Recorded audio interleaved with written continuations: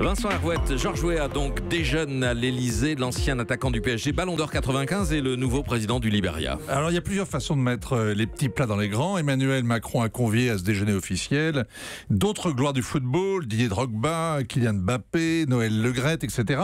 On fera des photos et on aura ainsi l'illusion que la France vient de gagner une coupe. Les hommes d'État ont toujours aimé les vedettes. Maintenant, ce sont des vedettes. C'est un déjeuner de travail, Vincent. On peut travailler quand on est aussi nombreux autour de la table. On peut parler la bouche pleine, en tout cas du développement de l'économie du sport, c'est le menu officiel.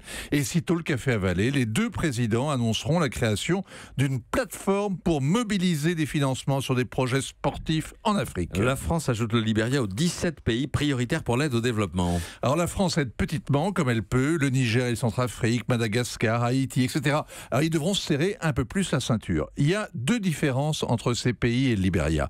D'abord, la France n'y a aucune dette coloniale. Le Libéria a été fondé par d'anciens esclaves américains. C'était le 51e État avec la statue de Washington à Monrovia, les studios de Voice of America, une bannière étoilée, le temple et la loge, des conseillers yankees, le caoutchouc et le fer partaient directement à Détroit.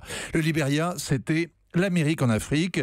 Et Georges Weah lui-même, d'ailleurs, est américain et il compte mobiliser la Maison-Blanche et le lobby afro-américain au Capitole. L'autre différence, eh bien, c'est la descente aux enfers, évidemment. La guerre civile est la pire des guerres. Les deux guerres civiles successives au Libéria, avec extension en Sierra Leone, ont été le pire du pire, avec en prime le virus Ebola et l'effondrement des cours des matières premières.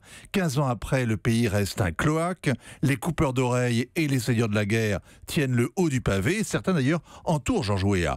Quand le Libéria traversait ce cauchemar, lui, il offrait du rêve aux supporters. Depuis qu'il est élu, il fait encore rêver. Il promet la fin de la corruption, l'éducation pour tous, l'emploi pour les jeunes et désormais donc une plateforme pour mobiliser les financements sur les projets sportifs. Le pain et les jeux tout à la fois.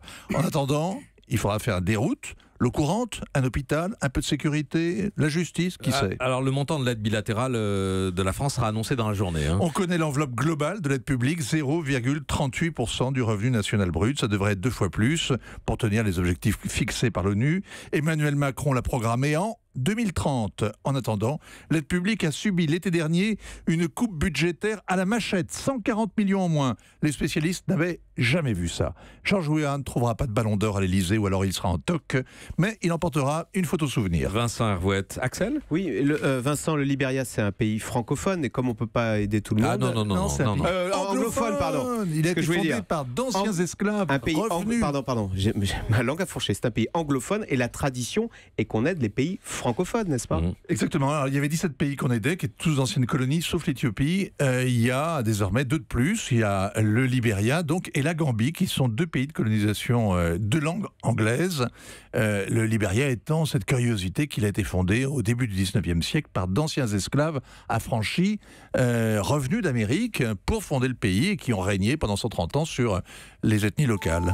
Europe 1.